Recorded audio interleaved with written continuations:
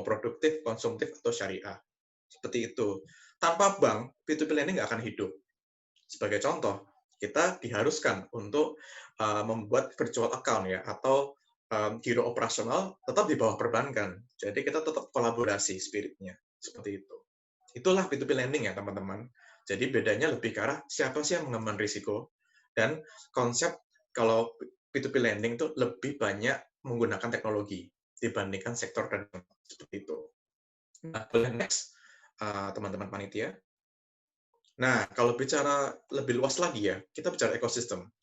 Kita ada di bawah naungan POJK 77, itu yang tengah merah ya. Jadi rencana akan ada perbaruan pada sekitar tahun depan, mungkin awal tahun depan akan muncul revisinya, tetapi kita selama ini sudah berjalan 4 tahun mengikuti aturan main POJK 77. Jadi buat teman-teman yang penasaran, ingin mengetahui legalitas atau ingin mencoba membuat P2P lending, mohon mengacu ke POJK 77.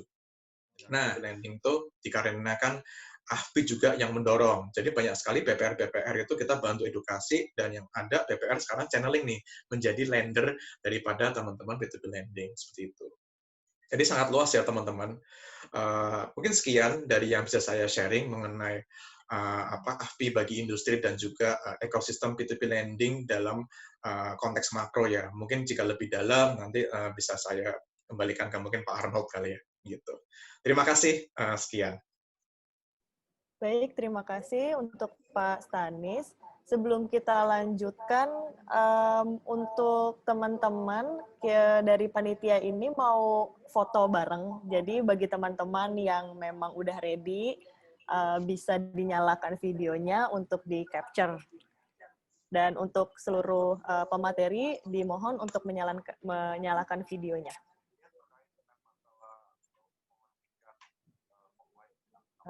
Oh iya, dan untuk teman-teman yang memang nggak bisa videonya dinyalakan, boleh di account-nya di-rename dengan nama asli ya. Jadi nama.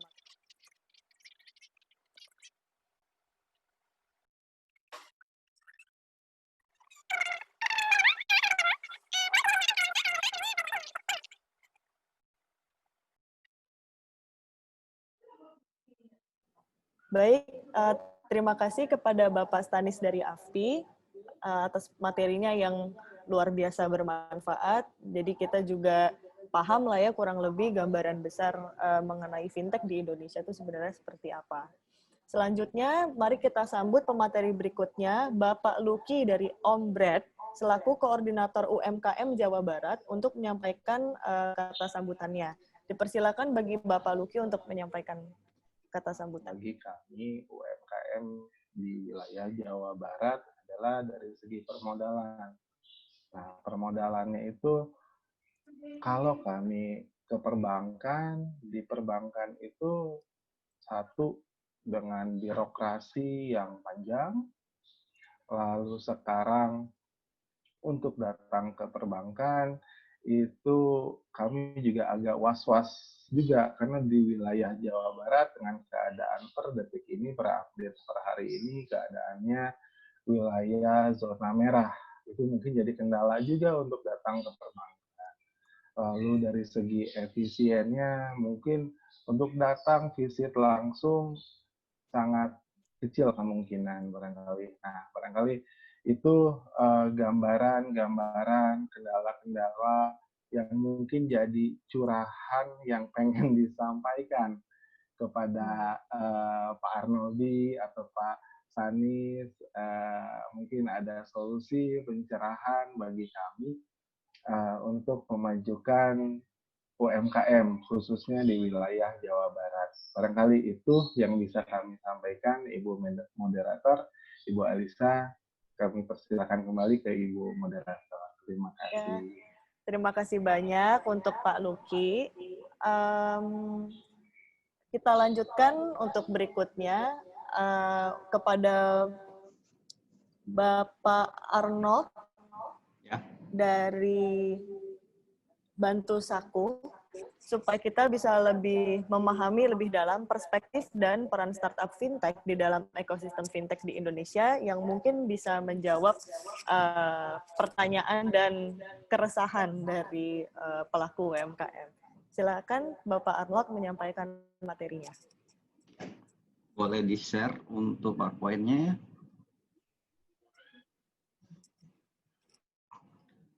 Ya, selamat pagi teman-teman, rekan sejawat dimanapun berada. Sebelumnya saya langsung aja untuk memaparkan materi. Pertama, saya ingin memperkenalkan produk kita dan aplikasi kita itu apa sih.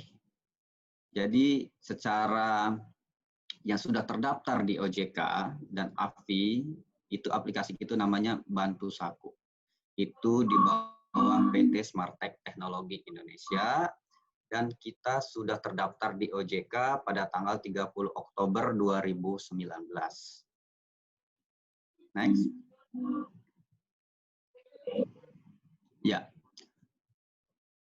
Adapun Bantu Saku tersebut gimana sih cara kita mengakuisisi customer untuk mendapatkan kualitas customer yang bagus itu seperti apa? Otomatis yang sudah dijelaskan oleh Bapak Stanis sebelumnya, di sini yang kita butuhkan adalah kolaborasi. Betul sekali Bapak, saya sangat setuju sekali dengan Bapak Stanis. Kolaborasi atau ekosistem fintech itu sendiri sangat penting di sini. Karena kita tidak bisa berdiri sendiri. Contoh, hal yang paling yang tidak bisa kita berdiri sendiri adalah kayak seperti tadi escrow account atau virtual account. Kita harus bekerja sama dengan pihak perbankan, contohnya seperti itu. Itu salah satu contoh yang wajib kita lakukan. Kemudian adalah penggunaan eKYC sendiri atau digital signature. Itu kita nggak bisa berdiri sendiri. Itu kita wajib bekerja sama dengan vendor yang sudah terverifikasi oleh AFI dan OJK. Salah satunya DigiSign, Privy ID, dan sebagainya. Kemudian Bantu Saku itu sendiri, kita memiliki sistem yang namanya OCR dan AI, di mana ini kita menggunakan, balik lagi yaitu kolaborasi dengan beberapa vendor yang baik dari dalam maupun luar negeri yang bisa mensupport sistem kita dalam hal seperti pengenalan wajah, biometrik, pembacaan karakter yang ada di KTP, sehingga kita bisa mempersingkat waktu dalam pengisian data. Itu salah satu contoh kecilnya. Next. P2P, di mana saya langsung aja menjawab Pak Luki ya. Sebenarnya apa sih kendala Pak Luki tadi atau pelaku UMKM itu sendiri adalah dari sisi permodalan. Nah, sedangkan kita sebagai P2P, kita memiliki dana itu. Dari lender terutama, tapi kita sebagai P2P bingung nih, dalam artian kita pengen salurkan ke UMKM, tapi UMKM itu sendiri profilingnya belum terstruktur rapi. Mulai dari database-nya belum bisa kita akses secara gamblang, belum bisa kita akses secara detail seperti itu. Makanya apa yang kami harapkan sebagai penyelenggara P2P lending, khususnya untuk penyaluran dana sektor produktif ke UMKM, kami membutuhkan yang namanya adalah historical transaksi dari UMKM itu sendiri. Contoh misalkan, ketika UMKM itu sendiri belum melakukan pencatatan keuangan dengan rapi, maka kami untuk menganalisa kelayakan kredit dari pelaku tersebut itu sangat sulit. Apalagi sekarang kami hanya bermodalkan teknologi. Kami tidak melakukan visit ke lapangan apabila kami ingin memberikan pinjaman ke luar Jawa, khususnya Papua, Kalimantan. Itu tidak mungkin kami melakukan visit dengan jumlah pinjaman yang di bawah 50 juta misalnya seperti itu. Itu sangat costly sekali. Makanya kami membutuhkan historical profiling database yang kuat di sini.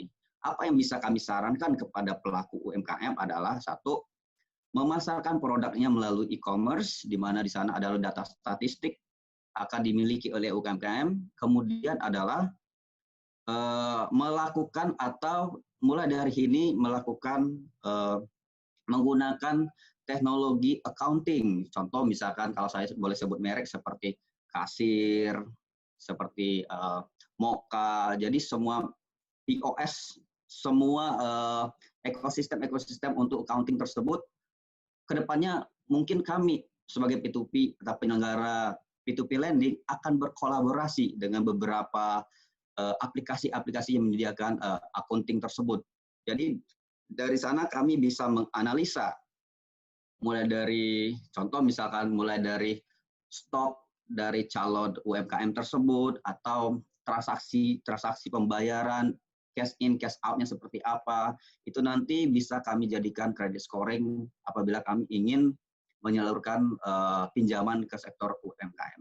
Apa yang kita butuhkan sekarang adalah UMKM bersedia memberi kita data yang real dan tercatat semuanya supaya kita enak buat melakukan analisa menggunakan teknologi seperti aplikasi bantu saku seperti itu. Next.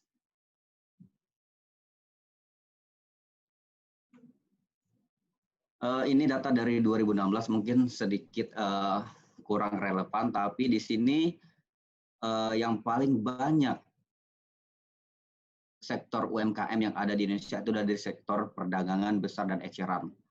Di sini seperti kelontongan, grosiran, ataupun jualan online itu banyak sekali yang beredar di e-commerce, dan itu merupakan sektor-sektor yang akan kami sosor ke depannya, dan tentu akan kami kerjasama dengan beberapa e-commerce yang ada di Indonesia.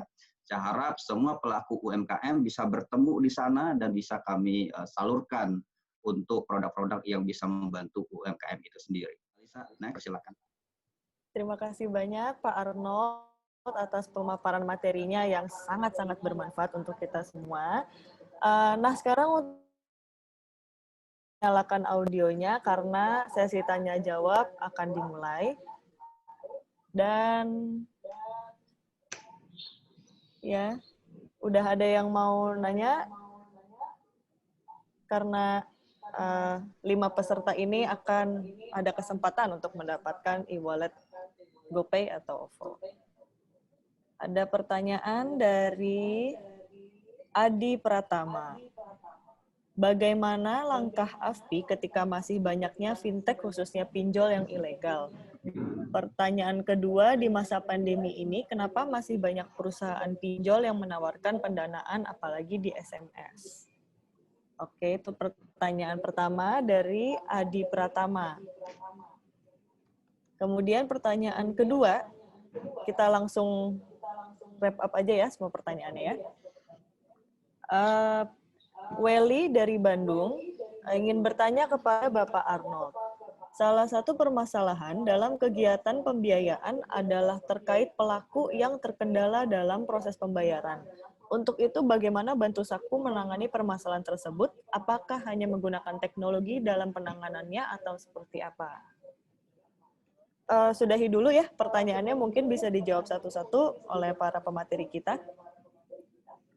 Dimulai dari pertanyaan. Bapak Stanis, ya. Boleh diajukan pertanyaan ke Pak Stanis? Boleh. Bentar ya, banyak sekali tadi saya lihat. Yang AFPI dulu dari Pak Adi kayaknya nih ya. Oke. Ya, dari Pak Adi. Kalau bicara langkah AFPI ya, jadi kita tetap spiritnya edukasi. Karena tidak usah bicara di fintech pinjol gini ya. Dari berbagai bisnis pun banyak kok yang melakukan tindak ilegal gitu. Tetapi kan pada akhirnya jika teman-teman mau istilahnya kerjasama dengan pinjol terkait, itu kan tergantung dari literasi dari teman-teman. Yang selalu saya sarankan dan kami lakukan dari AFPI selalu mengingatkan, jika teman-teman mau pinjam nih, mau itu dari UMKM atau untuk kebutuhan pribadi, yang pertama, langkah pertama adalah cek di website OJK, di website yang terbaru ya, itu selalu ada, OJK itu selalu update tiap 1 atau 2 bulan sekali, teman-teman mana yang legal atau ilegal. Nah, yang patut diperhatikan adalah tentu teman-teman ilegal ini selalu ada. Dan yang saya sarankan jika teman-teman melihat, oh ini ada yang menawarkan dari ilegal, laporkanlah ke bisa ke AFPI, bisa ke OJK, biasanya akan ditindaklanjuti oleh tim satgasnya OJK. Dan sampai sekarang kalau nggak salah sudah ada lebih dari 1.000 ilegal yang sudah diringkus kok oleh teman-teman dari terkait gitu. Jadi pada akhirnya teman-teman harus aware aja dan tolong tetap jangan gunakan kalau udah tahu itu ilegal, laporlah ke kita. Dan tugasnya AFP hanya bisa tetap memastikan literasi tersebut. Terus apa lagi ya pertanyaan tadi? Oh, ada yang bertanya mengenai gali lubang tutup lubang ya. Oke. Iya, betul, Pak. Sebenarnya tidak ada aturan yang tidak membolehkan. Nah, tetapi saya sudah melihat banyak sekali teman-teman yang akhirnya terjebak utang sampai bengkak 5-8 kali lipat gitu. Yang itu yang saya nggak sarankan. Jadi untuk teman-teman yang sudah terkena, tolong dicek dulu apakah pinjol yang teman-teman pinjam itu minta restrukturisasi dan teman-teman harus bayarkan dari yang jatuh temponya paling dekat. Dan pada akhirnya teman-teman yang pinjam, teman-teman yang harus tanggung jawab. Tapi kalau itu pinjol ilegal, teman-teman bisa lapor. Tapi kalau itu teman-teman pinjam dari pinjol legal, teman-teman harus bayar.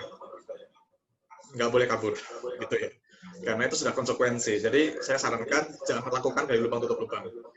Tolong segera tutup lubang yang jatuh temponya paling dekat, pelan-pelan sampai beres. Gitu ya. Bagaimana penyelesaian sengketa yang ada dalam P2P lending apabila ada one prestasi? Pertanyaan dari Widya Aprilia. Setiap P2P lending punya kebijakan masing-masing. Mungkin dengan saya berbeda dan juga dari sisi bantu saku juga berbeda. Itu kembali ke akad kreditnya. Baca aja itu seperti apa, itu sudah biasanya sudah tertuang di situ. Dan dari sisi pemberi dana biasanya juga sudah diinfokan kayak apa yang akan terjadi, langkah-langkahnya, apakah nanti bakal ada somasi atau akan ada masuk sampai ke pengadilan atau apa, itu semua tergantung kebijakan masing-masing P2P lending. Nah, mungkin kalau dari Pak Arnold mau sharing boleh.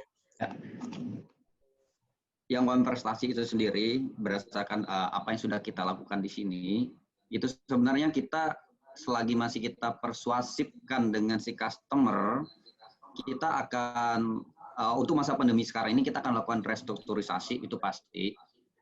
Dan di sini kita juga bisa apa yang kita lakukan selama ini adalah memberikan diskon denda seperti itu. Dan untuk masalah one prestasi dan sebagainya itu memang kita memang terkait ataupun terkait dengan yang namanya perjanjian kontrak kita seperti apa. Makanya teman-teman di sana sebelum melakukan pinjaman harap baca secara keseluruhan, secara detail apa yang ada di klausul-klausul setiap pasalnya, dan pastikan itu pasti akan berdampak dari sisi hukum ke calon peminjam itu sendiri apabila kedepannya one prestasi. Tapi yang kita harapkan di sini adalah tolong jangan kabur seperti itu, karena kita juga tidak akan dalam artian mengejar sampai kemana gitu, apalagi pinjaman sampai di Papua dan sebagainya. Nggak mungkin kita menghabiskan dana transportasi buat mengolek uang hanya sebatar 1 juta atau 5 juta seperti itu. Tapi di sini adalah komunikasi dari si borrower itu sendiri. Di sini kita juga punya berbagai macam restrukturisasi, cara-cara restrukturisasi terkait dengan apa yang terjadi dengan borrower kita yang atau customer existing kita seperti itu, Pak. Baik, terima kasih. Ini masih banyak sekali pertanyaan dari teman-teman semua. Dari Safira Nurul Kolbi, pertanyaannya, bagaimana cara memilih platform peer-to-peer lending yang aman, terutama dalam keamanan data? Dan bagaimana sistem keamanan data di Bantu Saku sendiri? Ya, ini untuk Pak Arnold dan Pak Stanis. Ya, saya mulai nggak apa-apa deh. Yang ya, silakan Pak. Ya, paling gampang teman-teman, sekali lagi, cek di website OJK paling update, itu pasti ada sekitar 150 list P2P lending yang sudah terdaftar atau berizin. Nah, umumnya, kalau teman-teman cek di website masing-masing, selalu ada logo ISO, sertifikasi ISO. Nah, biasanya kalau sudah ada sertifikasi ISO ya, itu biasanya sudah dicek secara kredensialnya, keamanan data sudah lebih cenderung aman. Gitu sih teman-teman. Nah, sekali lagi kalau teman-teman pinjem di tempat yang tidak terdaftar atau berizin di OJK, pasti akan ada diminta akses kontak. Pasti. Nah, itu kalau teman-teman begitu melihat hal tersebut, tolak, langsung lapor. Kenapa? Karena P2P lending yang berizin atau terdaftar secara resmi di OJK sudah tidak diperbolehkan untuk mengambil data kontak. Itulah kenapa banyak sekali teman-teman menerima SMS teror dari kerabat, itu karena mungkin kerabat teman-teman itu yang pinjam di pinjam ilegal. Itu harus dikasih tahu, gitu loh, bahwa oh, Anda terjebak. Ya terserah teman-teman membantunya seperti apa, tapi selalu ingatkan, seperti yang tadi Pak Arnold bilang, baca dulu ketentuan sebelum kalau mau pinjam. Pastikan pinjamannya itu dari platform legal. Di OJK sudah ada. Teman-teman tinggal ketik di Google, ada semua. Gitu. Mungkin Pak Arnold mau menambahkan? Iya, saya menambahkan dari sisi keamanan informasi atau keamanan data yang ada di Batu Saku sendiri itu Pak ya. Sekitar 3 bulan yang lalu kita sudah lolos untuk sertifikasi ISO 27001 dan itu kita sangat strict sekali terkait dengan keamanan data, dan kita juga sudah punya SOP internal terkait keamanan data itu sendiri, baik dari penyalahgunaan atau fraud terjadi baik internal maupun eksternal. Kita tidak ada ampun di sini terkait dengan privacy pengguna Bantu Saku itu sendiri. Jadi untuk keamanan data itu kita nggak neko di sini. Jadi kita tetap patuh dengan ISO dan kita tetap keep data-data borrower kita, dan itu tidak terpublish sampai keluar seperti itu. Dan kita tetap mengikuti semua dari code of conduct yang ada dari AFI dan OJK terkait dengan bagaimana cara kita untuk mengamankan data itu sendiri. Itu aja sih Pak. Baik, terima kasih atas jawabannya. Masih banyak sekali pertanyaan nih. Terima kasih untuk teman-teman peserta atas antusiasmenya. Dari Sania, ingin bertanya, P2P kan memberi bantuan pendanaan. Pernah ada kasus yang diberi bantuan, tapi nggak bisa mengembalikan karena UMKM